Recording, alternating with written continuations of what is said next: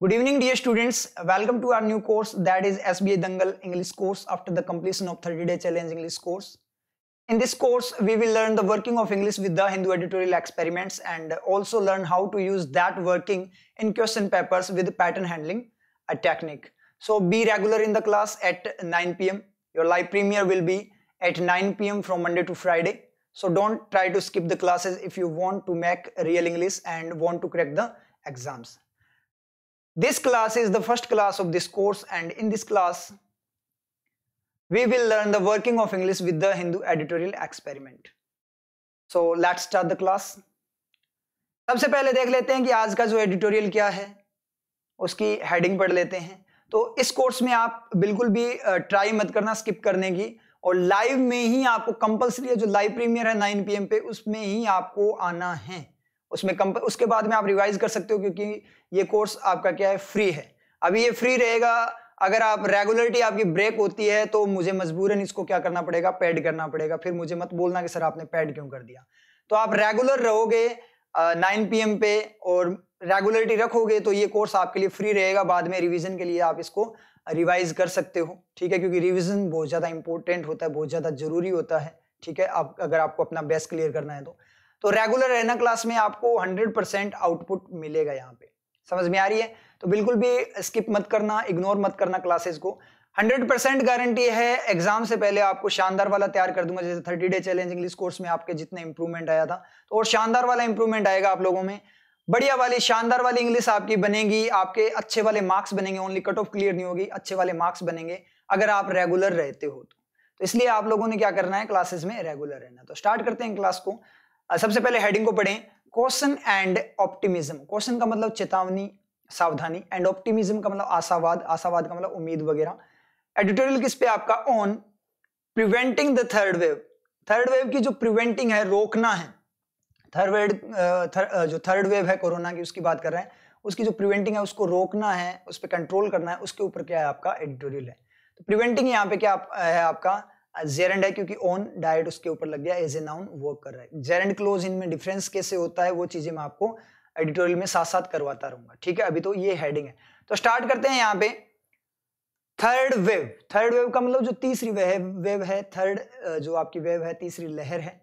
May be हो सकता है, क्या हो सकती है, वीकर। वीकर का मतलब कमजोर, वीक का मतलब कमजोर, वीकर का मतलब ज्यादा कमजोर किसी कंपैरिजन में, ज्यादा कमजोर हो सकती है। देन किसके कंपैरिजन में, देन का मतलब कंपैरिजन, किसके कंपैरिजन में, देन सेकंड के कंपैरिजन में। मतलब सेकंड वेव के कंपैरिजन में थर्ड वेव आपकी क्या हो सकती है, कमजोर हो सकती है। बट लेकिन कॉन्ट्रेरी दी है यहाँ पे, बट लेकिन वैक्सीनेशन जो टीकाकरण वगैरह है, प्रिवेंटिव का मतलब रोकने वाले, रोधक, ठीक है। प्रिवेंटिव स्टेप्स, जो स्टेप्स है, कदम वगैरह है, मस्ट स्टे हाई, वो क्या रहने चाहिए, स्टे हाई का मतलब हाई लेवल पे रहने चाहिए, मतलब वो बने रहने चाहिए। स्टेप्स वगैरह को हाई लेवल पे रखना है, मतलब स्टेप्स वगैरह उनमें कोई भी ढील नहीं देनी है। कौन से, प्रिवेंटिव। वैक्सीनेशन प्रिवेंटिव उसी को बोला है, उसी की एक्स्ट्रा इन्फॉर्मेशन, जैसे मिस्टर क्लार्क देसी उसी तरीके से बात कर रहे हैं। बट वैक्सीनेशन जो टीकाकरण है या फिर जो प्रिवेंटिव स्टेप्स है, वो क्या होने चाहिए, हाई होने चाहिए। कंपल्सन की फॉर्म इसने बात की है। तो मस्ट का सब्जेक्ट अगर अपने बात करें तो क्या हो जाएगा आपका, वैक्सीनेशन और जो आपके प्रिवेंटिव स्टेप्स है, ये दोनों एक ही चीज है, तो ये इसका क्या हो जाएगा, सब्जेक्ट हो जाएगा। और मे का सब्जेक्ट आपको मिलेगा क्या, थर्ड वेव। हर एक एलिमेंट आपका सेटिस्फाइड होना चाहिए। थोड़ा सा मैं बता देता हूं, थर्ड वेव सेटिस्फाई कहां से हुआ, ये एक नाउन है, ठीक है, फ्री एंड फ्रेश है, तो इसको क्या चाहिए, सब्जेक्ट चाहिए। तो इसको या तो क्या करता है, नाउन को आपको किस तरीके से आप सेटिस्फाई कर सकते हो, या तो उस पर तीर लगे पीछे किसी एक्शन का, उस तरीके से सेटिस्फाई हो सकता है वो, या फिर अपने बात करें तो बाइंडिंग हो जाए एक्स्ट्रा इन्फॉर्मेशन में प्रीपोजिशन वगैरह के साथ, और या फिर क्या हो कि मतलब वो कोई सब्जेक्ट वगैरह बन जाए। तो इस तरीके से वो क्या होता है आपका, सेटिस्फाई होती है नाउन। तो यहाँ पे बात करें, थर्ड वेव सेटिस्फाइड है मे के साथ। मे आपका मॉडल है, इसके साथ आपकी थर्ड वेव सेटिस्फाइड है। सॉरी,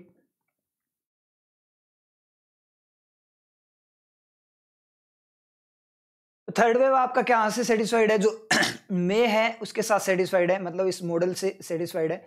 मॉडल थर्ड वेव को लेके वो वैसे सेटिस्फाइड है। ये एक्शन है, ये मॉडल से सेटिस्फाई हो गया मे से। वीकर मतलब इसको एक्शन बनाया गया बी के द्वारा। बी आपका एलिमेंट ऑफ मैकिंग एक्शन होता है। मैंने टेंसेज में आपको ऑलरेडी करवा रखा है, तो आप टेंसेज, जो न्यू स्टूडेंट्स है वो टेंसेज की जो क्लासेज है उनको एक बार जरूर गो थ्रू कर लेना। आपके अच्छे से समझ में आएगा, अदरवाइज थोड़ा सा आपको टाइम लगेगा समझने में। टेंसेस की क्लासेस जरूर कर लेना आप। देन कंपैरिजन को बता ही रहा है, सेकंड के साथ सेकंड को देन ने क्या कर दिया, सेटिस्फाई कर दिया। बट आपका एलिमेंट होता है कॉन्ट्रेरी का, वो डायरेक्ट कॉन्ट्रेरी बता रहा है अलग सेंटेंस की। जो वैक्सीनेशन है, जो आपके प्रिवेंटिव स्टेप्स है, वो मस्ट से सेटिस्फाई हो गए, मस्ट उनसे आपस में एक दूसरे को सेटिस्फाई कर दिया। स्टे एक्शन है, आपको पता है एक्शन मैनेजर, मैनेजर को क्या चाहिए, असिस्टेंट, मॉडल चाहिए, तो मॉडल इसको मिल चुका है, मस्ट। टेंसेस की क्लासेस एक बार जरूर आप गो थ्रू कर लेना, जिन भी स्टूडेंट्स ने टेंसेस की क्लासेस को गो थ्रू नहीं किया है। प्लेलिस्ट में आपको टेंसेस रियल वर्किंग नेम से मिल जाएगा, तो आपके सारे कॉन्सेप्ट्स वहां से क्लियर हो जाएंगे, उसके बाद में आपको पढ़ने में बड़ा ही मजा आएगा। ठीक है, तो ये सारे एलिमेंट्स यहाँ पे क्या सेटिस्फाइड। अब स्टार्ट करते हैं एडिटोरियल को। तो यहाँ पे बात करें इंडिया, इंडिया की बात हुई, पिक्चर बननी चाहिए आपके माइंड में। ठीक है, इंडिया भारत की बात हो रही है, विद साथ में, किसके साथ में, विद का मतलब क्या होता है, आपको हर एक एलिमेंट की वर्किंग चेक करनी है, उससे क्वेश्चन पूछना है, अगर वो सही सेटिस्फाइड आंसर दे अपनी वर्किंग अकॉर्डिंग तो वो सही है, अदरवाइज वो गलत होता है। यही काम आपको क्या करना होता है, अपनी जो एरर वगैरह होता है, स्पॉटिंग एरर वगैरह, उसमें करना होता है स्कैनिंग वगैरह से। विद किसके साथ, the second highest number, second जो हाईएस्ट नंबर है। अब यहाँ पे अपने स्लो लेवल पे स्लो फॉर्म में पढ़ रहे हैं, बिल्कुल धीरे धीरे पढ़ रहे हैं, क्योंकि अपने यहाँ पे कंप्लीट जो इंग्लिश की वर्किंग है उसको कर रहे हैं किसके साथ, द हिंदू एडिटोरियल के एक्सपेरिमेंट के साथ। समझ में आ रहा है आप लोगों के? तो इस तरीके से अपने इसलिए स्लो पढ़ रहे हैं, इसलिए आप मत ये सॉरी दोबारा से देखते हैं इसको, थोड़ा सा प्रॉब्लम हो रही है मेरे गले के अंदर आज। ठीक है, तो दोबारा से देखें, sorry for interruption. India, India की बात करें, इंडिया, इंडिया दिखाई देगा विद साथ में, किसके साथ में, with the second highest number, second highest number के साथ में, मतलब दूसरे सबसे ज्यादा नंबर ऑफ किसके, ऑफ केसेस, केसेस के ग्लोबली, ग्लोबल फॉर्म में अगर अपने पूरी दुनिया की फॉर्म में बात करें तो सेकंड हाईएस्ट नंबर, केसेस के सेकंड हाईएस्ट नंबर के साथ India, and third highest deaths, और किसके साथ है, थर्ड हाईएस्ट डेथ्स के साथ, सबसे ज्यादा तीसरी, अगर अपने बात करें तीसरी सबसे ज्यादा जो संख्या है डेथ की वो इंडिया में है, और सेकंड नंबर पे सबसे ज्यादा केसेस के नंबर है इंडिया के अंदर। तो यहाँ पे अपने बात करें एंड का रिफ्लेक्शन ढूंढने चले, तो एंड का रिफ्लेक्शन कैसे ढूंढते हैं, तो सबसे पहले जाएंगे अपने किसके पास, यहाँ पे ऑफ के बाद में एक एलिमेंट तो आपका आना ही चाहिए जिसके साथ आप जुड़ोगे। तो आपको एंड का रिफ्लेक्शन लेना आता है, किस तरीके से वर्क करता है, ऐसे स्प्लिट होगा दो सेंटेंसेस की फॉर्म में। एक सेंटेंस आपका जाएगा जो क्या होगा, जहां से आप एंड का रिफ्लेक्शन ले रहे हो उससे पहले का, और दूसरा अगर अपने यहाँ पे बात करें तो वो जाएगा आपका किससे, एंड के बाद से। मतलब एक तो सेंटेंस देखो जहां से आप स्प्लिट कर रहे हो, यहां से एंड से पहले की जो बात है वो पूरी आएगी, दूसरा एंड से बाद की बात है यहां पे आएगी। क्लियर, आप लोगों को समझ में आया इतना? उसके अपने बात करें India with the second highest number of, अब आपको पता है कि जो एंड से पहले वो तो ऑलरेडी कनेक्टेड है, वो तो सही है, आपको चेक करना है जो एंड के बाद वाला है उसको। तो India with the second highest number of third highest deaths, India second highest number किसके, थर्ड हाईएस्ट डेथ्स के सेकंड हाईएस्ट नंबर। क्या मीनिंग आ रहा है, कोई मीनिंग आ रहा है इसका, मतलब यहां से रिफ्लेक्शन नहीं है, यहां से मीनिंग नहीं है इसका, मतलब वहां से रिफ्लेक्शन नहीं है। अब उससे एक स्टेप पीछे चलते हैं, यहाँ पे नंबर के पास में स्टेप बाय स्टेप चलोगे कोई दिक्कत नहीं है, बाद में आपको स्पीड में पता लगने लग जाएगा। अब यहाँ पे टाइम लग रहा है तो आप ये मत सोचना कि सर एडिटोरियल वगैरह तो वो तो रीडिंग करनी होती है स्पीड के अंदर, तो उस रीडिंग से आपको कुछ में रियल में कुछ भी समझ में नहीं आने वाला। मैं रीडिंग करवा दूंगा, मेरे लिए ईजी है, टाइम नहीं लगेगा, बहुत कम टाइम में इजीली रीडिंग करवा के निकल जाऊंगा, कोई दिक्कत नहीं है, मेरा काम चल जाएगा, लेकिन आप लोग कुछ नहीं सीख पाओगे। मैं टाइम इसलिए दे रहा हूं, यहाँ पे आपको सिखा रहा हूं कि आपको खुद से रीडिंग कैसे करनी होती है। कई बार मीनिंग नहीं आते, आप लोगों के द्वारा नहीं लिए जाते, तो कैसे मीनिंग पता लगता है, किस तरीके से रिफ्लेक्शन ढूंढने होते हैं, किस तरीके से रियल वर्किंग को ढूंढना होता है। तो मैं रियल वर्किंग सिखा रहा हूं यहाँ पे, ओनली पढ़ा नहीं रहा। अगर आपको ये न्यूज पढ़ानी होती तो आप कोई न्यूज चैनल से भी पढ़ सकते हो, न्यूज चैनल वाले भी बता देंगे, न्यूज चैनल पे भी ये चीज आपको बता दी जाएगी। ठीक है, तो वो यहाँ अपनी जो क्लासेस है वो न्यूज नहीं चल रही, न्यूज की क्लासेस नहीं है, न्यूज चैनल नहीं है अपना, अपने स्टडी क्लासेस है, अपने कॉन्सेप्ट्स तैयार करें, अपने को एग्जाम क्रैक करना है, तो अपने एग्जाम ओरिएंटेड पढ़ रहे हैं, ना कि न्यूज ओरिएंटेड पढ़ना है अपने को। ठीक है, तो यहाँ पे अपने बात करें नंबर के बाद में second highest number, third and के बाद वाला डायरेक्ट लेना आप, क्योंकि दो सेंटेंस को कनेक्ट कर रहा है ना, दो बातों को कनेक्ट कर रहा है, तो देखना कि वो दूसरा पार्ट वहां पे कनेक्ट करके कि रियल में यहीं से रिफ्लेक्शन है क्या, यहीं से कनेक्ट कर रहा है क्या। तो क्या होगा, second highest number, third highest deaths, दूसरे हाईएस्ट नंबर, तीसरी हाईएस्ट डेथ्स। कोई मीनिंग नहीं आ रहा, अजीब हो गया। हाईएस्ट के बाद में देखना वैसे यहां मत देखना चाहिए, क्योंकि सेकंड हाईएस्ट नंबर, जो सेकंड हाईएस्ट है वो एडजेक्टिव है किसका, नंबर का, क्योंकि आपको पता है आगे पास कर दे, द यूज हुआ नंबर के लिए, द सेकंड हाई, दूसरे हाईएस्ट नंबर। तो रियल में अगर बात करें तो ये पूरा का पूरा एक ही चीज है नंबर तक। तो यहां पे फिर आपको कहां से देखना पड़ेगा, विद के बाद से देखना पड़ेगा। तो with the second highest number of cases and with the third highest deaths. बिल्कुल से रिफ्लेक्शन कहां से जाएगा, विद के बाद से जाएगा। कि इंडिया केस ग्लोबल वे में अगर अपनी बात करें तो थर्ड सेकंड हाईएस्ट नंबर पे डेथ केसेस के सेकंड हाईएस्ट नंबर और थर्ड हाईएस्ट डेथ्स के साथ इंडिया इज सीइंग, इंडिया देख रहा है। इंडिया इज सीइंग, इंडिया देख रहा है, क्या देख रहा है वो बात आगे करेंगे। लेकिन यहां से एक पॉइंट क्लियर होता है कि आपको बताया जाता है कि लाइक के साथ में आईएनजी नहीं आता, सी के साथ में आईएनजी नहीं आता, प्रोग्रेसिव फॉर्म में कॉन्टिन्यूस फॉर्म में लाइकिंग नहीं आता, वांट नहीं आता, मतलब कुछ लिखा होता है ना कि इनकी कॉन्टिन्यूस नहीं बनता, ये कुछ वर्ब्स होती है उनका कॉन्टिन्यूस नहीं बनता, ठीक है, कॉन्टिन्यूस टेंस नहीं बनता, उस तरीके से आपको बताया जाता है। जैसे सी हो गया, लाइक हो गया, वांट हो गया। तो ये देखो, ये तो द हिंदू एडिटोरियल का है ना, इसके साथ सीइंग आया हुआ है ना, कॉन्टिन्यूस देख रहा है, तो देख रहा है तो क्या दिक्कत है उसके अंदर, कोई दिक्कत वाली बात नहीं है। इसका मतलब क्या हुआ कि ऐसा कुछ भी नहीं होता, रूल्स वगैरह नहीं होती, फालतू की चीजें जो आपको रटवाई जाती है, गलत हो जाएगा एग्जाम के अंदर। तो रूल्स वगैरह आपको छोड़ने पड़ेंगे अगर आपको एग्जाम क्रैक करना है, इंग्लिश में अच्छे वाले मार्क्स आपको बनाने हैं, इंग्लिश को क्रैक करना है तो आपको रूल्स छोड़ने पड़ेंगे, ठीक है, क्लियर हो गया। तो वो रूल नहीं होता, ऐसा कुछ भी नहीं होता जो आईएनजी वाला आपको बताया जाता है। यहाँ एडिटोरियल ने, ये द हिंदू का इसने क्लियर कर दिया।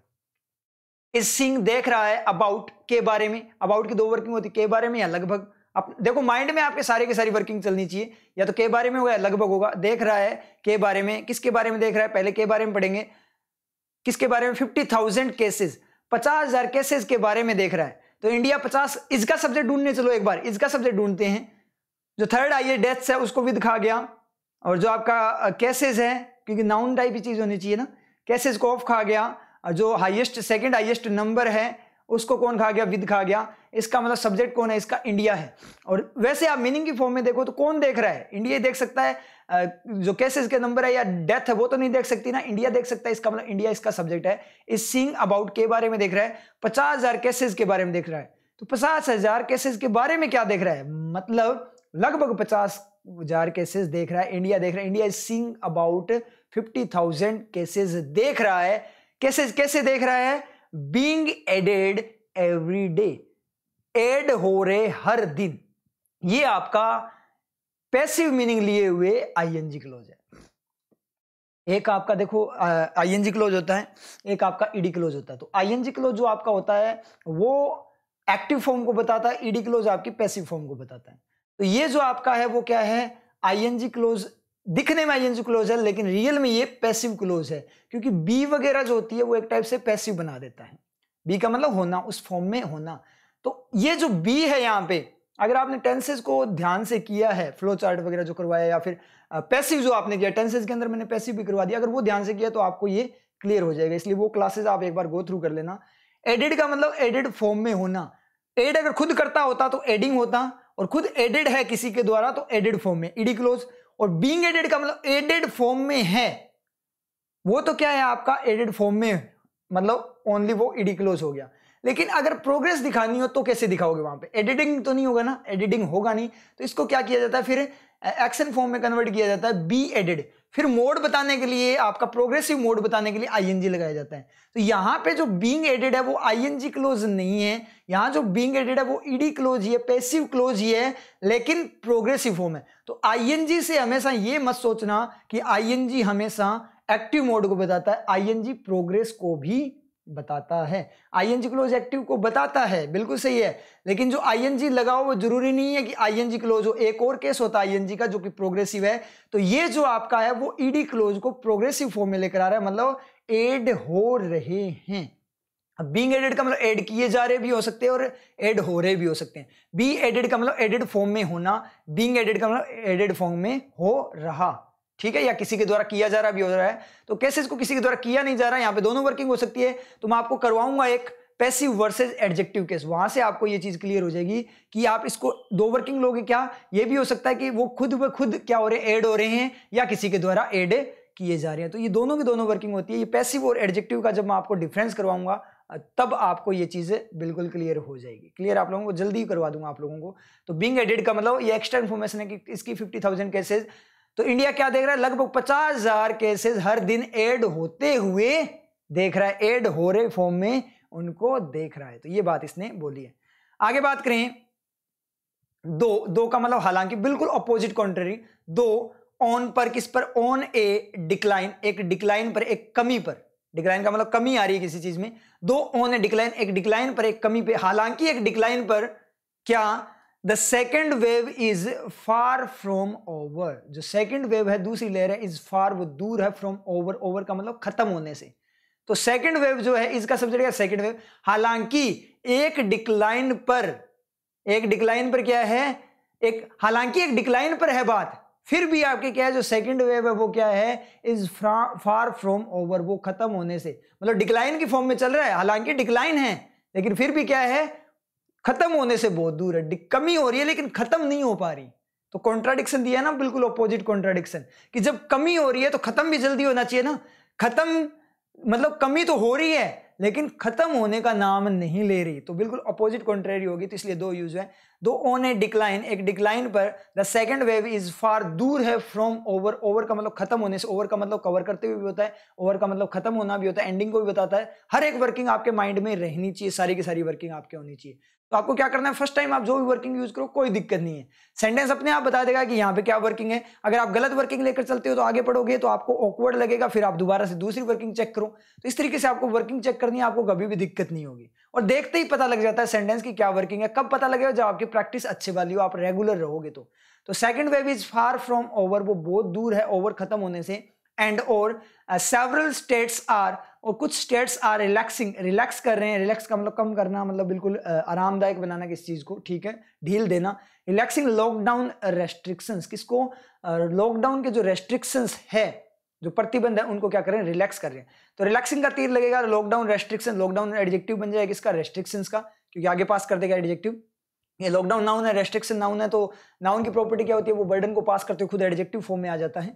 तो लॉकडाउन और पोजेशन की फॉर्म में, लॉकडाउन टाइप के रेस्ट्रिक्शंस नहीं, लॉकडाउन के रेस्ट्रिक्शंस, जैसे बैंक मैनेजर पोजेशन की फॉर्म में एडजेक्टिव है, लॉकडाउन की फॉर्म में जो रेस्ट्रिक्शन है, लॉकडाउन के जो रेस्ट्रिक्शंस है उसको रिलैक्स कर रहे हैं। तो आर का सब्जेक्ट क्या है, सेवरल स्टेट्स। एंड का रिफ्लेक्शन कहां से होगा, आपका यहां से होगा। कैसे होगा, अभी मैंने आपको बताया था, बार बार ऐसे टाइम वेस्ट नहीं करेंगे अपने।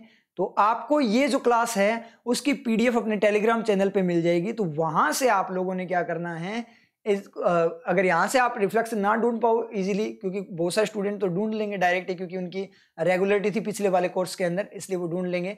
अगर किसी को ना मिले तो कोई दिक्कत नहीं है, पीडीएफ के अंदर आप जाकर फिर आप खुद से रिफ्लेक्शन ढूंढना, और फिर आप दोबारा से इसको रीड आउट करना, फिर आपको समझ में ना आए तो फिर वापस से क्लास को रिवाइज करना, आपको शानदार वाला समझ में आएगा, सारे के सारे डाउट क्लियर हो जाएंगे।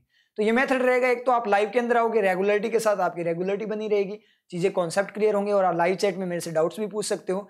उसके बाद में पीडीएफ मिलेगी, फिर आपको उस पीडीएफ को करना है टेलीग्राम चैनल पे, उसके बाद फिर आपको दोबारा से रिवाइज करना है, फिर पीडीएफ से करोगे, रिवाइज करोगे, फिर आपको पूरा का पूरा क्या हो जाएगा, क्लियर हो जाएगा। तो ये मेथड रहेगा इंग्लिश का, क्या, एक लाइव क्लास लगानी है आपने, उसके बाद में पीडीएफ देखनी है, उसके बाद में आप पीडीएफ से पढ़ना है, खुद से करना है सारा कुछ, उसके बाद आपको क्लास को रिवाइज करना है। बस इतना काम कर लेना, इंग्लिश में आपको कभी भी प्रॉब्लम नहीं आएगी, और आराम से आपके शानदार वाले, आप बोले तो 70% से भी ज्यादा, 70-80% से भी ज्यादा आपके मार्क्स बनेंगे इंग्लिश सेक्शन, ये मेरी गारंटी, अगर इतना कर लेते हो तो, ठीक है।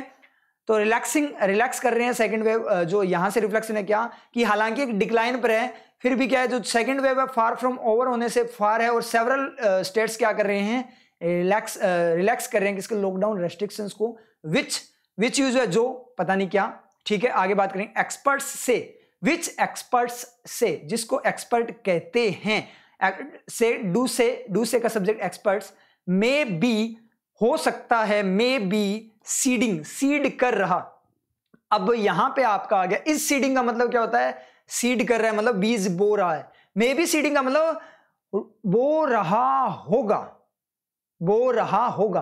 प्रोग्रेसिव फॉर्म में आपने यहां पे क्या दिया है, प्रोबेबिलिटी रखी है, संभावना रखी है यहां पे प्रोग्रेसिव फॉर्म में। कैन बी सीडिंग का मतलब कि सीड कर सकता है, वो कर सक रहा होगा, मतलब इस टाइम पे कर सक रहा हो, जैसे मान लो कि वो ऐसा काम कर सक रहा होगा, कर सक रहा हो मतलब क्या है, उसकी एबिलिटी को बता रहा है कि हो सकता है कि वो इस टाइम पे कर रहा हो, और एबिलिटी कैसे कि मतलब एबिलिटी है कि कर सकता है, वो ऐसा कर सकता है, तो कर सक रहा हो, कोशिश कर पा रहा हो, इस तरीके से कोशिश कर पा रहा हो, तो इसलिए प्रोग्रेसिव आप इस तरीके से वो करता है। तो कैन बी के साथ भी प्रोग्रेसिव आ जाता है आपका, कैन के साथ बेबी, मे के साथ बेबी आ जाता है मॉडल्स के साथ में। तो स्टूडेंट्स के कंफ्यूजन होता है कि इनके साथ कैन डू भी तो होता है, कैन बी डूइंग कैसे हो सकता है सर? कैन डू का मतलब कर सकता है, कैन बी डूइंग का फिर क्या मीनिंग हुआ? कैन बी डूइंग का मतलब कर सक रहा होगा, इस पॉइंट पे वो काम कर सक रहा होगा, मतलब कर पा रहा होगा, इस तरीके से बात कर रहा है, कर पा रहा है मतलब ऐसा काम वो कर पा रहा है, उस चीज को बता रहा है। हो रहा है ना कि जैसे आपने काम करना शुरू कर दिया, तो आपने बोला कि मेरे से नहीं होगा, मैंने आप कर सकते हो, फिर आपने शुरू किया तो आप धीरे धीरे कर पा रहे हो, उसको कर पा रहे हो, उस चीज को कैसे बोलोगे? कैन बी डूइंग होगा ना, may be doing, can be doing, इस तरीके से वर्क करेगा। समझ में आया? तो may be seeding the ground, ground को सीड कर रहा है, सीड कर रहा है मतलब बीज बो रहा है, ग्राउंड को तैयार कर रहा है। फॉर किसके लिए? फॉर ए पोटेंशियल, पोटेंशियल का मतलब संभावित थर्ड वेव, संभावित थर्ड वेव के लिए। तो यहां पे अपने मे का सब्जेक्ट ढूंढने चले तो जो डू से है वो तो क्या है, सब्जेक्ट बनेगा नहीं, नाउन ही बनेगा सब्जेक्ट। एक्सपर्ट्स डू से के साथ चला गया, इसका मतलब वो भी नहीं बनेगा सब्जेक्ट, तो इसका सब्जेक्ट क्या बनेगा? विच बनेगा। विच को भी सेटिस्फाई करना एक्स्ट्रा इन्फॉर्मेशन में। एक बार आप एक्सपर्ट्स से को हटाकर देखना, आपको पता लग जाएगा क्या दो ऑन ए डिक्लाइन, एक डिक्लाइन पर जो सेकंड वेव है वो दूर है खत्म होने से, और सेवरल स्टेट्स रिलैक्सेशन, रिलैक्स कर रहे हैं किसको? लॉकडाउन रेस्ट्रिक्शंस को, विच में बी सीडिंग, जो कि क्या कर रहा है, मतलब ये जो चीज है लॉकडाउन को रेस्ट्रिक्शन करने वाला, ये पूरी बात के लिए विच यूज है, तो ये जो चीज है वो क्या कर रही है, क्या कर सक रही होगी, क्या कर सक रही होगी, मतलब इस तरीके से में चांसेस है उसके कि कर रही है, मतलब चल रही है प्रोग्रेस, चांसेस की फॉर्म में प्रोग्रेस चल रही है। क्या? ग्राउंड तैयार कर रही है, किसके लिए सीडिंग? ग्राउंड बीज बो रही है ग्राउंड में, किसके लिए? थर्ड वेव के लिए। मतलब ये रेस्ट्रिक्शंस वगैरह अगर कम कर रहे हो तो इससे तीसरी वेव के चांसेस बढ़ रहे हैं, ये बात इसने यहाँ पे बोली है। क्लियर हुआ? तो पूरा का पूरा अगर एडिटोरियल एक बार यहां से देखें, नेक्स्ट स्लाइड पे चलने से पहले, तो इंडिया क्या है, मैं आपको मीनिंग बता दूं, second highest number of cases के साथ और जो थर्ड हाईएस्ट डेथ्स के साथ है वो देख रहा है। लगभग डेली कितने केस हो रहे हैं? 50,000 केसेस ऐड हो रहे हैं। हालांकि डिक्लाइन है, फिर भी क्या है, जो सेकंड वेव है वो दूर दिखाई दे रही है खत्म होने से, और कुछ स्टेट्स क्या कर रहे हैं, लॉकडाउन रेस्ट्रिक्शंस को क्या कर रहे हैं, रिलैक्स कर रहे हैं, जो कि क्या है, एक्सपर्ट्स कहते हैं, ये बात विशेषज्ञ कहते हैं कि क्या कर रहा है, वो एक ग्राउंड तैयार कर रहा है, किसके लिए? थर्ड वेव के लिए, एक बीज बो रहा है तीसरी वेव लाने के लिए। तो इस तरीके से इसने यहाँ पे बात। अब चलते हैं नेक्स्ट स्लाइड पे, ठीक है, स्टार्ट करते हैं नेक्स्ट स्लाइड को। आई थिंक आप लोगों की ये फर्स्ट वाला क्लियर हो गया होगा। अब नेक्स्ट स्लाइड में थोड़ी सी स्पीड बूस्ट करेंगे अपने, तो स्टार्ट करते हैं।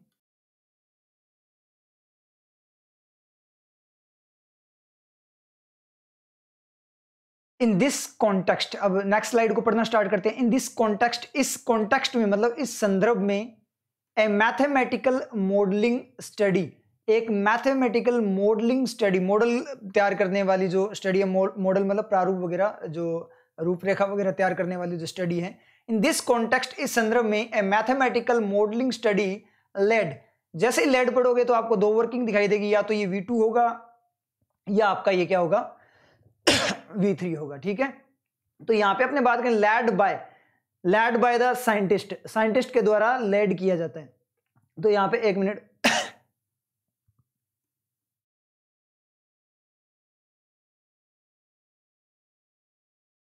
Again sorry for the interruption.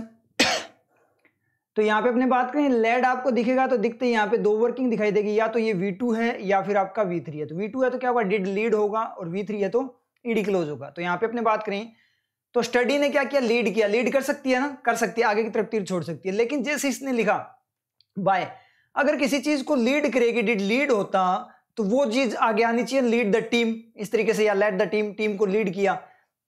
तो अगर ये V2 होता तो इसका आगे तीर लगता, उसके लिए इसके पास में कोई ना कोई ऑब्जेक्ट होना चाहिए था ना जिसके ऊपर इसका तीर लगे, लेकिन यहाँ पे कोई ऑब्जेक्ट नहीं है, बाय है, लेड बाय। लेड बाय का मतलब किसी के द्वारा लीड किया गया। तो ये स्टडी है किसी के द्वारा लीड की गई है, ना कि ये खुद लीड कर रही है। तो ये खुद लीड नहीं कर रही, लीड की जा रही है किसी के द्वारा। इसका मतलब ये क्या है, इसका पैसिव एलिमेंट बन गया ये स्टडी, इसका लीड का। तो इसका मतलब क्या निकला, ये आपका V2 नहीं है, क्या है, V3 है। तो आपके माइंड में दोनों वर्किंग स्ट्राइक करनी चाहिए, V2 एंड V3 दोनों की दोनों वर्किंग आपके माइंड में स्ट्राइक करनी चाहिए। उसके बाद आप उस वर्किंग को यूज करके देखो, जैसे अपनों ने अभी क्या किया, V2 को यूज किया, लेकिन V2 यहाँ पे सेटिस्फाई नहीं कर पाया। जैसे क्योंकि अपने वर्किंग के अकॉर्डिंग बात करें तो लीड का क्या चलना चाहिए, आगे की तरफ तीर जाना चाहिए, जिस चीज को स्टडी लीड करे। लेकिन इसने लिखा है led by the scientist, scientist के द्वारा लीड किया गया। तो लीड करने का काम कौन कर रहा है, साइंटिस्ट कर रहे हैं मतलब लीड का तीर कौन छोड़ रहा है, साइंटिस्ट छोड़ रहे हैं। मतलब तो स्टडी यहाँ पे तीर नहीं छोड़ रही, तीर छोड़ने का काम कर रहे हैं साइंटिस्ट। इसका मतलब एक्टिव एलिमेंट साइंटिस्ट है। इसका मतलब स्टडी क्या है, यहाँ पे तीर छोड़ नहीं, तीर खा रही है। स्टडी को लीड किया जा रहा है साइंटिस्ट वगैरह के द्वारा। साइंटिस्ट एट लोकेशन बताइए, at the Indian council of medical research ICMR and the imperial college London. और कहाँ पे, इंपीरियल कॉलेज जो आपका लंदन है वहां पे। तो यहाँ पे ये जो एंड का रिफ्लेक्शन आप देख लेना, जैसे मैंने आपको बताया उस तरीके से। एंड का रिफ्लेक्शन डायरेक्ट देखे तो 8 के बाद से जाएगा। मैंने आपको बोला फर्स्ट स्लाइड को अपने पूरा डेप्थ में करेंगे, नेक्स्ट स्लाइड थोड़ी स्पीड रखेंगे, उसमें फिर आपको खुद से भी कुछ करना होता है। तो PDF आपको मिलेगी, उसमें आपको खुद से देखना है, 1 by 1 देखते जाना आप। वैसे भी आप देखोगे डायरेक्ट ही पता है कि जो the Indian council of medical research, ये पूरा एक नाम है।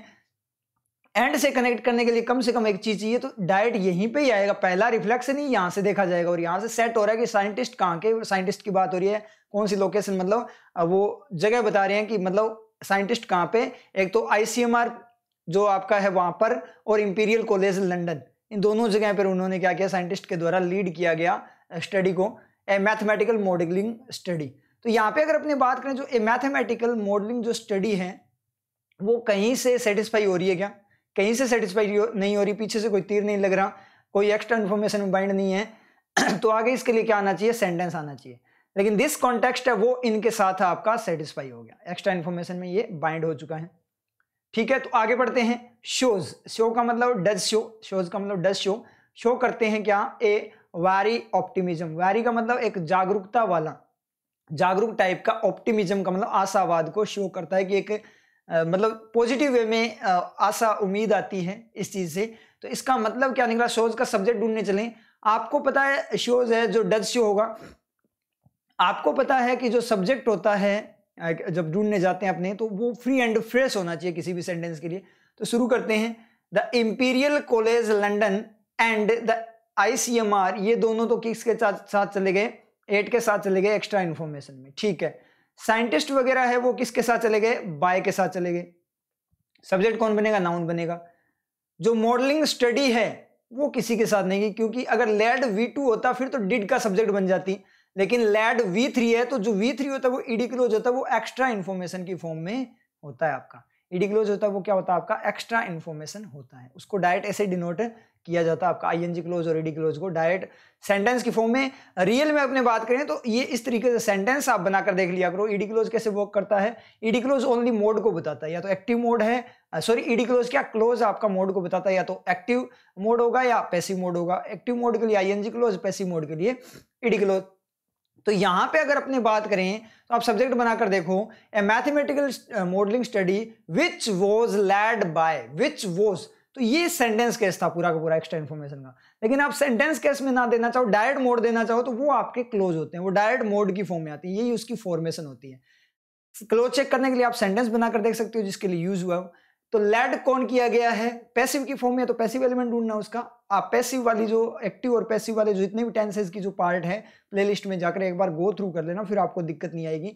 तो यहाँ पे अपनी बात करें तो लेड है वो पैसिव फॉर्म में है, तो ये इसका सेंटेंस भी बनना चाहिए। पैसिव सेंटेंस बनता है तो वो क्लोज वहां पे बिल्कुल सेटिस्फाइड है। तो पैसिव बनाकर देखो, ए mathematical study, mathematical modelling study is led by, sentence बन रहा है, बिल्कुल सही है, कोई दिक्कत नहीं है। अब आप बोलोगे सर यहाँ पे सेंटेंस आया क्यों नहीं, क्यों नहीं आया, क्योंकि इस यहाँ पे अगर सेंटेंस दे देते हैं तो जो आपकी मैथमेटिकल मॉडलिंग स्टडी है वो ऑलरेडी ऑक्यूपाई हो जाती है। तो यहाँ जो शोज है ना, इसको क्या नहीं मिलता, सेंटेंस सब्जेक्ट नहीं मिल पाता, इसलिए आपका ये एलिमेंट सेटिस्फाई नहीं होता और आपका सेंटेंस क्या हो जाता है, रॉन्ग हो जाता है। इसलिए एलिमेंट आपको सारे के सारे सेटिस्फाई करने होते हैं।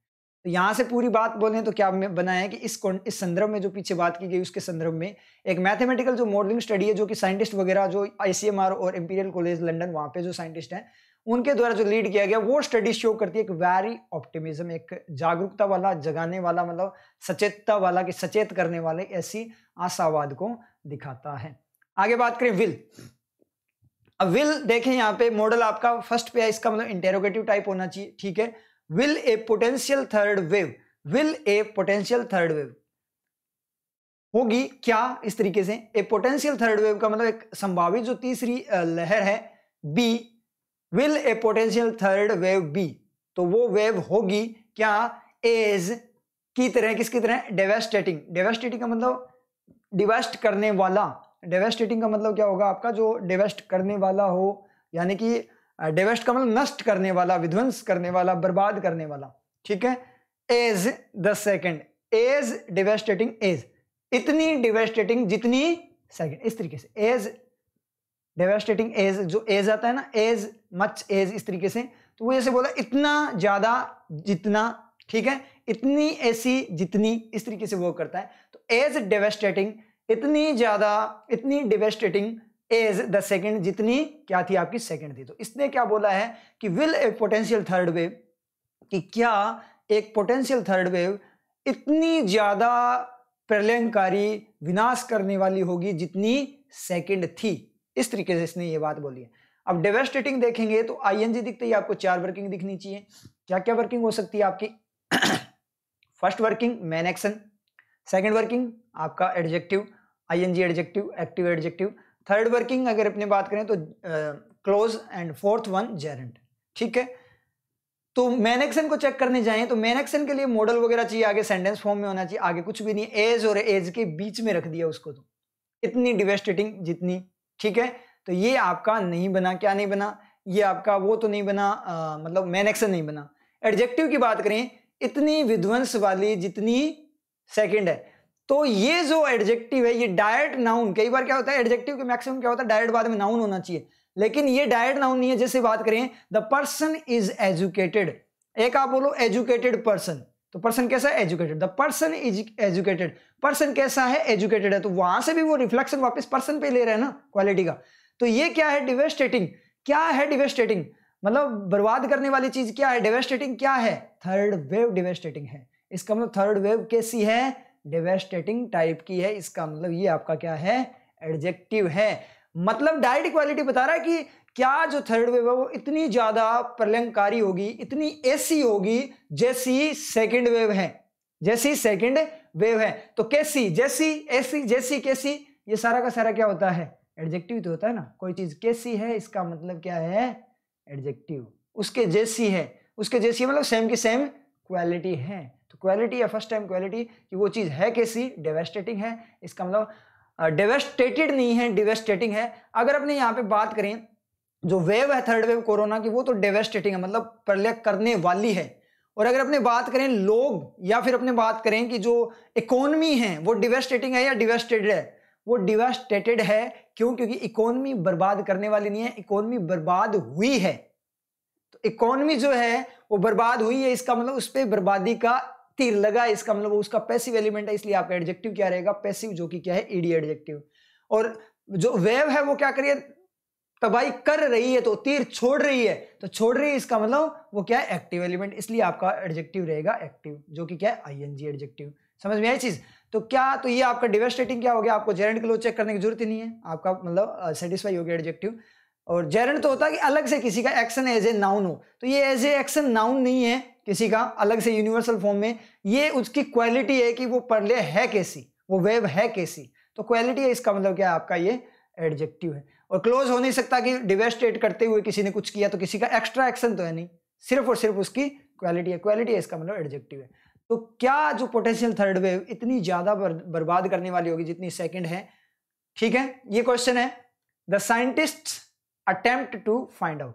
साइंटिस्ट अटेम्प्ट का मतलब डू अटेम्प्ट, सब्जेक्ट साइंटिस्ट जो कि प्लूरल है। साइंटिस्ट अटेम्प्ट करते हैं, कोशिश करते हैं, टू फाइंड आउट, क्या करने के लिए? पर्पज क्या? कोशिश करने का। टू की दो वर्किंग होती है आपकी, एज ए मॉडल भी वर्क करता है और as an preposition, as a preposition भी वर्क करता है। अगर वो डायरेक्शन को बताए तो वो क्या है? प्रीपोजिशन की तरफ वर्क करेगा। और अगर वो किसको बताए? आपका मतलब एक्शन को कनेक्ट करे या पर्पस को बताए तो वो एज ए मॉडल वर्क करेगा। तो यहां पे एक्शन को बता रहा है कि साइंटिस्ट ने कोशिश की, कोशिश करने का पर्पज क्या है? पर्पज क्या है? फाइंड आउट करना। जैसे अपने यहाँ टाइमलाइन पे बात करें, साइंटिस्ट कोशिश कर रहे हैं या करते हैं फाइंड आउट, आगे के पॉइंट पे फाइंड आउट करने के लिए, आगे फाइंड आउट हो जाएगा इस तरीके से। मतलब आगे का जो एक्शन है, कोशिश ही बेस एक्शन ये है, कोशिश ही क्या करने की है? फाइंड आउट करने की है। कोशिश ही क्या है? फाइंड आउट करने की है। तो मतलब उस एक्शन को क्या कर रहा है? कनेक्ट कर रहा है उनके दूसरे एक्शन को, जो पहले एक्शन के ऊपर डिपेंडेंट एक्शन है उसको क्या कर रहा है? ये कनेक्ट कर रहा है। डिपेंडेंट एक्शन को कनेक्ट करने के लिए यूज होता है इन्फिनेटिव टू, आपका एज ए मॉडल वहां पे यूज होता है। और टू है जो होता है वो पीछे की बात होती है, अगर पीछे की बात कर चुके हैं उस बात को अगर अपने कनेक्ट करते तो टू है होता। और टू वर्सेस टू हैव वाला मैंने आपको करवा रखा है। इंग्लिश एलिमेंट वर्किंग में आप जाना और वहां से आपके क्लियर हो जाएगा, और वो क्लियर हो जाएगा उसके बाद आपको इन्फिनेटिव भी अच्छे से आने लग जाएगा, और टू हैव वाली भी आपकी प्रॉब्लम हमेशा के लिए सॉल्ट आउट हो जाएगी, आपको कंफ्यूजन नहीं आएगा। क्योंकि कंपैरिजन ऐसा किया गया है कि वहां पे आपके सारी कॉन्सेप्ट्स क्लियर हो जाएंगे। इन्फिनेटिव के अगर आपके 2+v1 वाले कॉन्सेप्ट क्लियर नहीं है तो वहां से क्लियर हो जाएंगे। तो उस क्लास को गो थ्रू करना आपको प्ले लिस्ट में मिल जाएगा। समझ में आ रही है चीज? तो इस तरीके से वर्क करता है। अब यहाँ पे अपने बात करें next, to as a preposition भी वर्क करता है। ठीक है, टू एज ए प्रीपोजिशन भी वर्क करता है। जब वो डायरेक्शन बताता है तब आपका टू के बाद में वर्ब की आईएनजी नहीं, वर्ब की v1 नहीं आ सकती। ठीक है, उसमें वर्ब की आईएनजी फॉर्म आती है, जेरेंड फॉर्म में आता है। ये बहुत सारे आपको बताया जाता है कि जैसे बोलते हैं कि अप्रोच टू, उसके बाद में वर्ब की आईएनजी आती है। ऐसा कुछ नहीं होता। एक स्टूडेंट ने मुझे डाउट में पूछा भी था वॉइस चैट के अंदर टेलीग्राम पे। उन्होंने पूछा था कि मतलब सर ये चीज़ें फिक्स है ना, हमें लिखवाया गया है या रूल्स वगैरह बुक्स वगैरह में हमने देखा है? तो ऐसा कुछ नहीं होता। जैसे मैं एक सेंटेंस बोलूँ आप लोगों को, ठीक है, जैसे अप्रोच की बात करें अपने, he used his approach to achieve the target. उसने अपनी अप्रोच को यूज किया टारगेट अचीव करने के लिए। तो उसने अपनी अप्रोच को यूज किया, अलग सेंटेंस, और यूज करने का पर्पस क्या था? टारगेट अचीव करना। अप्रोच यूज की, अलग से बात, और उसका पर्पस क्या था? टारगेट अचीव करना। अगर ऐसे बोले ही अप्रोच्ड टू, तब आपका आईएनजी आएगा। अप्रोच टू का मतलब पहुंचना, उसको अप्रोच करना, उस तक पहुंचना। तो अप्रोच्ड टू, तो वहां पे आपको वर्किंग देखनी है टू की। अप्रोच्ड का मतलब पहुंचना, किसी की तरफ पहुंचते हैं ना, अप्रोच किसी की तरफ जाती है ना। अप्रोच करते हैं अपने, अप्रोच करते हैं मतलब जाते हैं, तो किसी की तरफ जाते हैं ना, तो तरफ जाते हैं, तो अपने आप टू की वर्किंग यहाँ पे तरफ डायरेक्शन को बताने लग गया। तो वो सारा का सारा रोल है, वैसे नहीं रटा जाता कि अप्रोच के बाद में टू की वर्ब की आईएनजी आएगी, टू प्लस वर्ब की आईएनजी आएगी, 2+v1 आएगा। ऐसा नहीं होता, वो रटा नहीं जाता। उसके लिए आपको क्या करना होता है? आपको सिर्फ टू की वर्किंग देखनी है कि टू डायरेक्शन को बता रहा है तो आईएनजी आएगा। टू अगर, क्योंकि वो तो नाउन टाइप चीज चाहिए उसको, तो एक ही केस हो सकता है एक्शन की फॉर्म में जेरेंड बन जाए, बस नाउन, क्योंकि जेरेंड नाउन ही होता है, एक ही केस होता है। और अगर वो वहां पर्पस को बता रहा है तो टू के बाद में v1 आएगा, ये श्योर है। मतलब to as a model work करेगा, और मॉडल वर्क करेगा, मॉडल के बाद में तो v1 ही आता है, एक्शन ही आता है। क्लियर हो आप लोगों के? तो ये सेंटेंस आप चेक कर लेना, चाहे कहीं पे भी चेक कर लेना, आपको मिल जाएगा। He used his approach to achieve his target. तो ये बिल्कुल सही सेंटेंस है। तो यहाँ पे कंफ्यूजन होता है बच्चों को, अगर रटवाया होता है कि अप्रोच टू के बाद में क्या आता है, मतलब वर्ब की आईएनजी आती है, और स्टूडेंट इसको गलत करके आ जाते हैं। समझ में आ रही है चीज? तो ऐसा काम अपने को नहीं करना है। तो रटना कुछ भी नहीं है, रूल्स होते नहीं है, ये गलत करोगे आप, क्योंकि आप ये नहीं देखते कि वो बात कैसे कर रहा है। तो अपने को ये देखना है कि बात कैसे चल रही है। अप्रोच को यूज किया, अप्रोच नाउन की फॉर्म में लिया, अगर एक्शन की फॉर्म में लेता तो वो अप्रोच का मतलब क्या हो जाता? जाना हो जाता उसकी तरफ। एक्शन की फॉर्म में अप्रोच को लोगे तो वो अपने आप जाने को ही बताएगा, और जाने को बताएगा तो किसी की तरफ ही जाएगा, और तरफ जाएगा तो अपने आप प्रीपोजिशन बन जाएगा, और फिर वर्ब की आईएनजी आएगी। क्लियर हो आप लोगों को? समझ में आया? तो इस तरीके से वो करता है। तो ऐसे रटना नहीं है आप किसी चीज को, आपको फिजिकल मीनिंग देखना है कि रियल में वर्किंग कैसे हो रही है पिक्चर बनाते हुए। तो साइंटिस्ट क्या करते हैं? अटेम्प्ट करते हैं टू फाइंड आउट कि मतलब क्वेश्चन ये बना हुआ है कि ये जो थर्ड वेव है वो इतनी ज्यादा खतरनाक होगी कि जितनी सेकंड है। तो उसके लिए साइंटिस्ट क्या करते हैं? कोशिश करते हैं फाइंड आउट, पता लगाने के लिए, एंड और क्या, एंड देयर आंसर, और उनका आंसर इज नो। उनका आंसर क्या है? नो है, नहीं, इतना ज्यादा खतरनाक है, नहीं है, ये बात यहाँ पे बोलिए। तो यहाँ पे देयर किसके लिए यूज हुआ है? साइंटिस्ट के लिए यूज हुआ है। अब आप बोलोगे सर देयर प्लूरल होता है, लेकिन यहाँ पे इज क्यों आया? ये भी कंफ्यूजन आता है स्टूडेंट्स को कि देयर तो प्लूरल होता है सर, यहाँ आर आना चाहिए था। तो इस इज का सब्जेक्ट देयर नहीं है, इस इज का सब्जेक्ट आंसर है, उनका आंसर। सबका एक आंसर भी तो हो सकता है ना। जैसे अपने बात करें योर टीचर, ठीक है, आप लोगों की बात करें जैसे देयर टीचर, बहुत सारे स्टूडेंट्स हैं, 50 स्टूडेंट है, उनका एक टीचर है, तो देयर टीचर इज कमिंग, तो वहां पे वो स्टूडेंट आ रहे हैं या वो टीचर आ रहा है? तो टीचर आ रहा है, सब्जेक्ट कौन है? वो टीचर है, पजेशन उनका सबका है उसके ऊपर, 50 लोगों का पजेशन है उसके ऊपर, लेकिन वो बंदा क्या है? एक ही, इसलिए सिंगुलर आएगा। तो पिक्चर बनाओ, ये देयर जो है उनके आंसर के बाद आंसर उनका एक ही है, सबका समान आंसर, एक ही आंसर दिया सबने, ठीक है। तो आंसर एक है, तो सब्जेक्ट आंसर है, ना कि देयर है। समझ में आ रही है चीज? तो इस तरीके से अपने बात करें तो जैसे हिज पेरेंट्स आर होगा कि उसके माता पिता दोनों की बात हो रही है तो वो अकेला, लेकिन बात किसकी हो रही है? उसके माता पिता की, जो कि 2 दिखाई दे रहे हैं। तो काम करने वाले उसके माता पिता जो कि 2 है, ना कि वो है, वो तो बस एक्स्ट्रा इन्फॉर्मेशन है। तो देर यहाँ पे एक्स्ट्रा इन्फॉर्मेशन बोल सकते हो आप। समझ में आई चीज? इसने बोला कि तीसरी वेव जो है वो इतनी ज्यादा खतरनाक हो सकती है सेकंड जितनी। साइंटिस्ट क्या करते हैं, क्या करते हैं, फाइंड आउट करते हैं उस चीज को, और उनका आंसर जो वो क्या है, वो नो है, मतलब नो निकल कर आता है।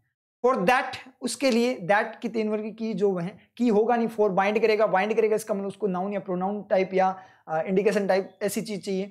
तो दैट जो की तरह भी हो सकता, फॉर दैट, फॉर जो के लिए भी फॉर नहीं आएगा, जो तो क्या बनता है, हमेशा सब्जेक्ट बनता है, जो हमेशा सब्जेक्ट बनता है, और जो सब्जेक्ट बनता है उसको आप बाइंड नहीं कर सकते, क्योंकि सब्जेक्ट तो किसी सेंटेंस का बनेगा ना, बाइंड कर दो फिर सब्जेक्ट कैसे बनेगा, तो एक ही वर्किंग बचती है वह है फॉर दैट, उसके लिए to happen, that to happen, वो जो हैपन होने के लिए, दैट का पर्पज क्या है, हैपन होना, मतलब वो चीज जो हैपन होने के लिए है, जो चीज हैपन होनी है, घटित होनी है, उस चीज के लिए क्या हुआ, ए ट्राइफेक्टा। आप समझ पा रहे हो ना किस तरीके से पढ़ना होता है चीजों को, इस तरीके से पढ़ना होता है। जैसे मैं फॉर दैट को बाइंड किया, फिर टू हैपन देखा, तो फिर पहले मैंने दैट और हैपन, क्योंकि टू हैपन दैट के लिए यूज हुआ है, तो पहले उनको एक साथ पढ़ा फिर बाइंड किया, क्योंकि ये एक्स्ट्रा इन्फॉर्मेशन है, तो ये दोनों पहले एक बनेंगे उसके बाद फोर से बाइंड होंगे। और ये कई बार क्या होता है, कई बार ये दैट पहले बाइंड होता है और बाद में टू हैपन अप्लाई होता है, इस तरीके से। तो ये चीजें आपके सेंस से क्लियर होगी कि आपको सोचना आना चाहिए कि बातें हो कैसे रही है, उसके अकॉर्डिंग चीजें होती हैं। तो फॉर दैट टू हैपन, जो वो चीज जो हैपन होने के लिए, घटित होने के लिए, उसके लिए एक ट्राइफेक्टा, ट्राइफेक्टा जो होता है आपकी एक बैट होती है, मतलब शर्त वगैरह लगाते हैं, बाजी लगाते हैं, जिसमें टॉप 3 को चुना जाता है कि टॉप 3 रैंकर को, कि फर्स्ट पे कौन होगा, मतलब एक टाइप से सट्टा बोल सकते हो आप, एक टाइप से गैसिंग वगैरह के फॉर्म में, जैसे पैसे लगा देते हैं किसी चीज पे कि टॉप 3 रैंक के लिए, फर्स्ट पे ये, सेकंड पे ये होगा, थर्ड पे ये होगा, उसके अकॉर्डिंग आप क्या करते हो, उस पे पैसे वगैरह लगा देते हो, तो वो चीज है a trifecta of extreme scenario. Extreme का मतलब बहुत ज्यादा खतरनाक वाले, बहुत ज्यादा हाई लेवल के, सिनेरियो का मतलब आप बोलो तो यहाँ पे दृश्य वगैरह होता है, वैसे सिचुएशन बोलोगे।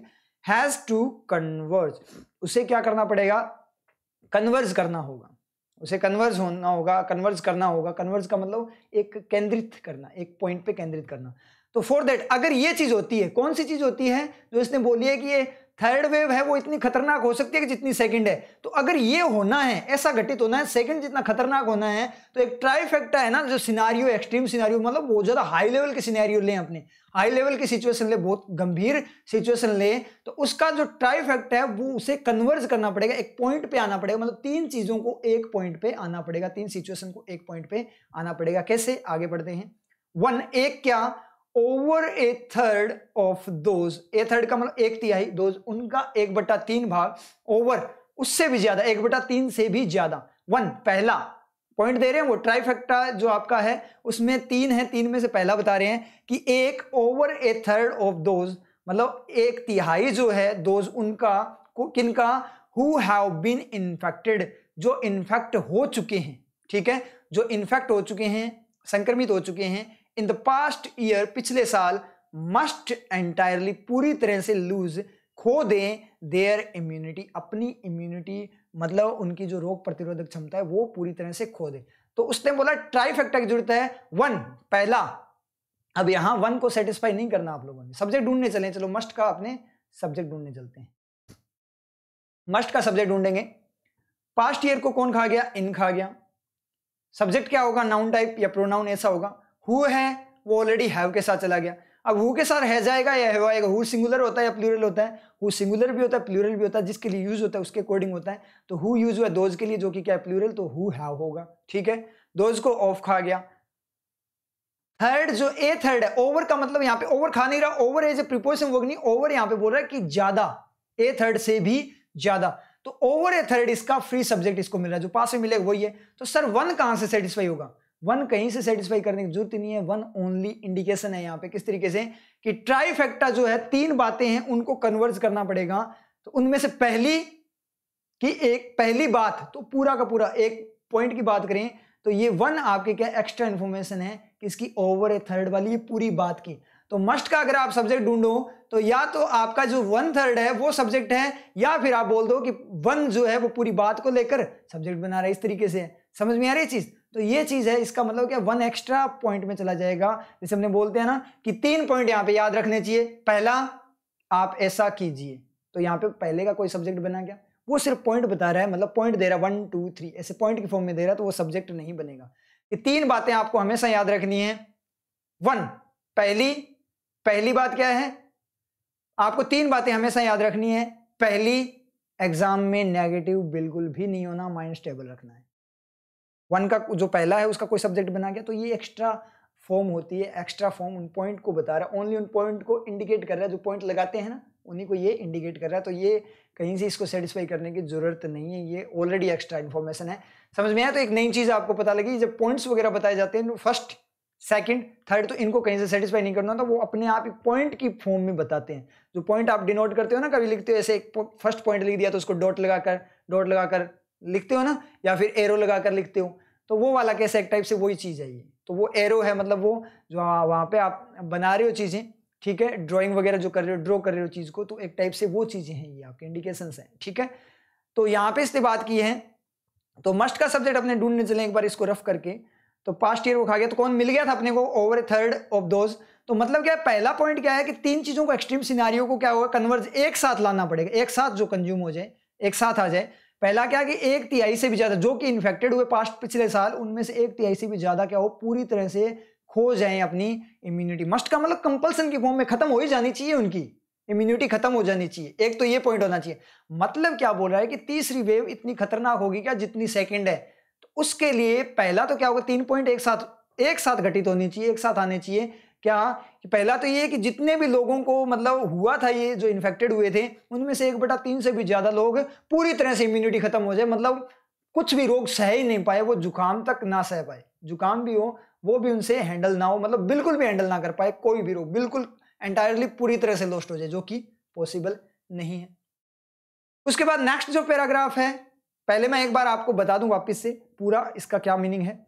कि कॉन्टेक्स्ट में इसने बोला एक मैथमेटिकल मॉडलिंग जो स्टडी है, जो कि साइंटिस्ट के द्वारा लेड की गई ICMR और जो इंडियन जो इंपेरियल कॉलेज है लंदन, वहां पे वो दिखाती है एक वेरी मतलब जागरूकता वाली, मतलब सचेत करने वाला, ऑप्टिमिज्म, आशावाद दिखाता है, मतलब उम्मीद जगाता है यहाँ पे।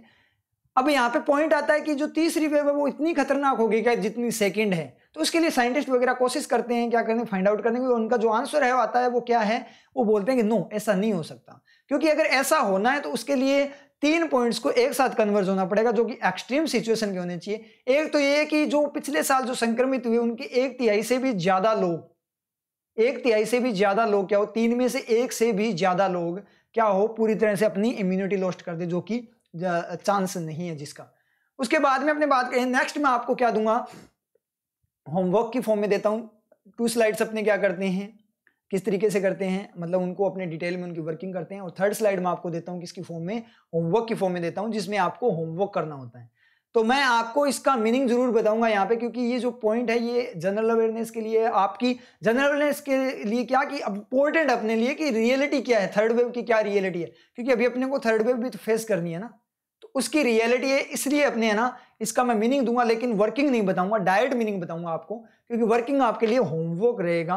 टेलीग्राम चैनल पे आपको PDF मिल जाएगी, उसके बाद आपको क्या करना, अपना होमवर्क कंप्लीट करके आप इस, क्योंकि ये अब पेड नहीं है क्लासेस, तो आप कमेंट सेक्शन में अपनी जो होमवर्क है वो सभी के लिए कंपलसरी है, आपको अपना होमवर्क यहाँ पे पुट करना है, ठीक है। तो अब मैं यहाँ पे डायरेक्ट आपको बता देता हूँ कि दूसरी जो बात है, पहले होमवर्क दे देता हूँ, ठीक है, पहले होमवर्क दे देता हूँ, फिर मीनिंग बताऊंगा। सेकंड वाला वैसे सेटिस्फाई हो जाएगा, वो मैंने 1 वाला बताया वैसे ही पॉइंट है ये। इमर्जिंग की वर्किंग बता देना मुझे, मस्ट हैव बता देना। मस्ट हैव कैसे आया, एक तो मस्ट डायरेक्ट आता है, एक मस्ट हैव आता है, ठीक है, मतलब मस्ट होना चाहिए, हो चुका चाहिए, चुका चाहिए टाइप है ये, चुका चाहिए, तो ये आपको आना चाहिए। न्यू स्टूडेंट्स हैं वो क्या करना, मेरी क्लासेस गो थ्रू कर लेना टेंसेस की, वहां से क्लियर हो जाएगा मस्ट हैव वगैरह कैसे वर्क करते हैं, ठीक है। उसके बाद में बात करें अपने इस ओवर की वर्किंग बता देना मुझे, ये किस टाइप का ओवर है। ओवर की भी कई वर्किंग होती है, ओवर का मतलब एंड भी होता है, ओवर का मतलब ज्यादा भी होता है, ओवर का मतलब कवर करते भी होता है किसी को ऊपर से, ठीक है, उस तरीके से। शुड का सब्जेक्ट बता देना मुझे, और का रिफ्लेक्शन बता देना, और उसके बाद टू की वर्किंग बता देना, टू की 2 वर्किंग प्रीपोजिशन या मॉडल, इस टू की भी वर्किंग बता देना, फिर एंड का रिफ्लेक्शन बता देना। चलो मैं यहाँ पे बता देता हूँ, ये एंड है ना सिर्फ एम्फेसाइज करने के लिए आता है, इसका कोई रिफ्लेक्शन नहीं है। और मतलब पुरानी जितनी भी पहले जितनी भी बातें की हैं उनके साथ, और ये एंड किसके लिए यूज हो रहा है, पहले और सेकंड पॉइंट के साथ है यूज हो रहा है, ठीक है। अगर अपने बात करें, अभी पढ़ेंगे, पढ़ते ही पता लग जाएगा, पढ़ेंगे नहीं मतलब बताऊंगा, मीनिंग बताऊंगा आप लोगों को। उसके बाद में अपने बात करें, इस टू की वर्किंग बता देना मुझे, और इस हैज का सब्जेक्ट जरूर बता देना मुझे, और क्या बताओगे, ये जो आपकी वोकेब है जो हाईलाइटेड दिखती है, आपको वोकेब याद करनी होती है, आपकी नोटबुक और नीचे एक वोकेब की अलग से, उसमें आप नोट डाउन करके याद करना होता है। और बस इतना ही है। चलो इस सीन की वर्किंग और बता देना, ये सीन क्या है, V2 है तो V3 तो ऐसा इतनी 100 होता है, तो V3 और किस तरीके से वर्क कर रहा है, और अगर किसी की एक्स्ट्रा इन्फॉर्मेशन है तो किसकी एक्स्ट्रा इन्फॉर्मेशन है, ठीक है, ये बता देना।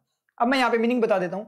पहला पॉइंट तो ये था कि मतलब सभी इम्यूनिटी खो दे 1/3 से भी ज्यादा लोग। दूसरा पॉइंट है कि इमर्जिंग जो वेरिएंट है वायरस का, जो बढ़ता हुआ वेरिएंट आ रहा है वायरस का, उसका रिप्रोडक्टिव रेट 4.5 से भी ज्यादा होनी चाहिए, मतलब उसकी रिप्रोडक्टिव मतलब रिप्रोडक्शन प्रजनन क्षमता, मतलब बहुत ज्यादा स्पीड में 4.5 गुना से ज्यादा वो क्या करे, बढ़े, मतलब 1 से 4.5 बन गए, इस तरीके से 4-5 बन गए, ऐसे वायरस बने, तो ऐसी उसकी क्या होनी चाहिए, रिप्रोडक्टिव रेट होनी चाहिए, ठीक है।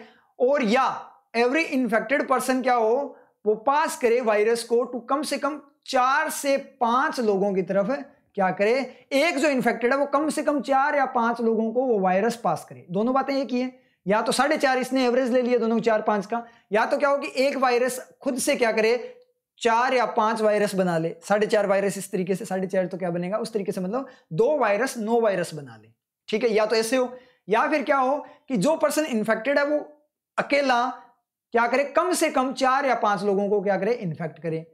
और फाइनली अगर अपने बात करें, ये तीसरा पॉइंट है, ठीक है, ये 2 पॉइंट हो गए, तीसरा पॉइंट, ये दोनों के दोनों जो चीजें हैं वो लगभग ऑलमोस्ट क्लोज टू, मतलब अगर हो, घटित हो किसके क्लोज, जब दूसरी वेव आपकी क्या हो उस पॉइंट के क्लोज।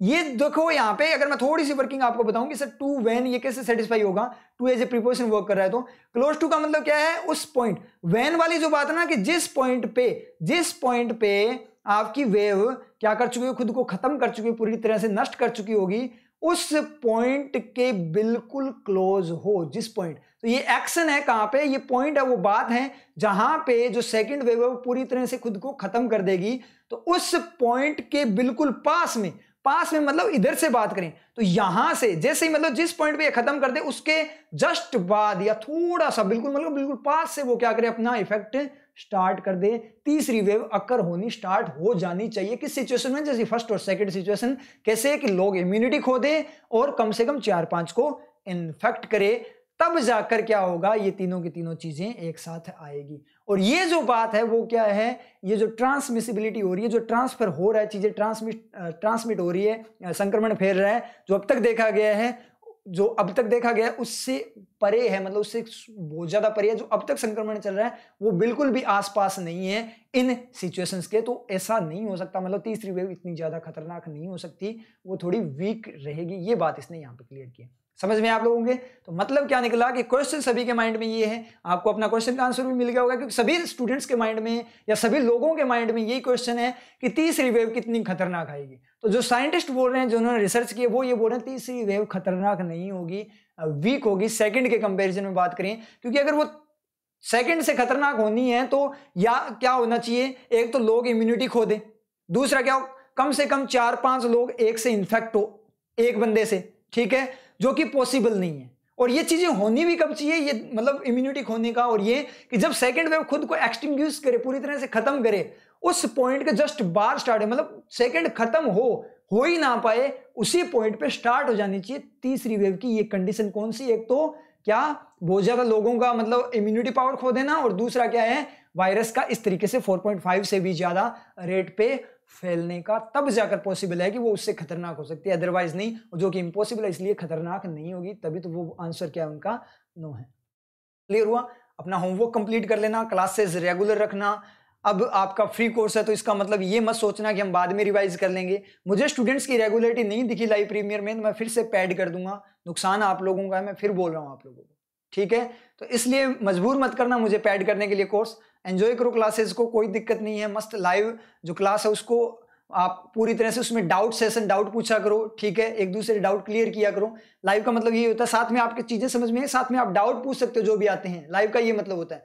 फिर रिवीजन का मतलब होता है कि आप फिर कॉन्सेंट्रेट, क्योंकि डाउट आपने क्लियर कर लिया अपने, फिर कॉन्सेंट्रेट होकर सारे के सारे कॉन्सेप्ट्स आपको क्या करने होते हैं, गेन करने होते हैं। तो यही मेथड रहता है। तो मेथड यही रहेगा, फर्स्ट आपको लाइव में आना है, उसमें आपको कोई डाउट हो तो आपको वो डाउट्स पूछनी है अपने, आपको कोई डाउट आ रहा हो क्लास के अंदर तो स्टूडेंट्स दूसरे क्या करें, साथ में उनको आंसर भी करेंगे, मैं भी आंसर करूंगा, तो डाउट क्लियर करेंगे, साथ में वहां पे कॉन्सेप्ट क्लियर होंगे आपके, ठीक है, और साथ में आपके डाउट्स भी पूछ सकते हो। उसके बाद में आपको पीडीएफ मिलेगी, फिर आपको वहां पे होमवर्क करना है, दोबारा से रिवाइज करना है, पूरी पीडीएफ को खुद से करना है, उसके बाद में आपको क्लास को दोबारा से रिवाइज करना है, फिर आपका कॉन्सेप्ट बिल्ड होंगे। पहले आपके कॉन्सेप्ट आपको देखने को मिलेंगे, मतलब हल्के हल्के बिल्ड होंगे, और जब रिवीजन होगा तो परफेक्ट बिल्ड हो जाएंगे। कईयों के एक मतलब लाइव में हो जाते हैं क्लियर, लेकिन किसी के नहीं होते, तो वो जब दोबारा से देखोगे तो 100% पे क्लियर हो जाएंगे, उसके बाद में आपको कभी दिक्कत नहीं होगी कॉन्सेप्ट्स में। क्लियर आप लोगों को समझ में आया? तो इस तरीके से क्लासेज आप लोगों ने अटेंड करनी है, क्योंकि अब अपनी क्लासेज रहेगी, लाइव प्रीमियर वही है अपना 9 PM पे रहेगा, मंडे टू फ्राइडे। क्लियर आप लोगों को समझ में आया? तो होमवर्क अपना कंप्लीट कर देना, और कमेंट सेक्शन के अंदर अपना होमवर्क मुझे क्या करना है, दे देना यहाँ पे, ठीक है, पुट करना है आपने अपना होमवर्क कंप्लीट करके कमेंट सेक्शन के अंदर, ठीक है, सभी के लिए कंपलसरी है। ओके, मिलते हैं फिर नेक्स्ट क्लास में, ऑल द बेस्ट।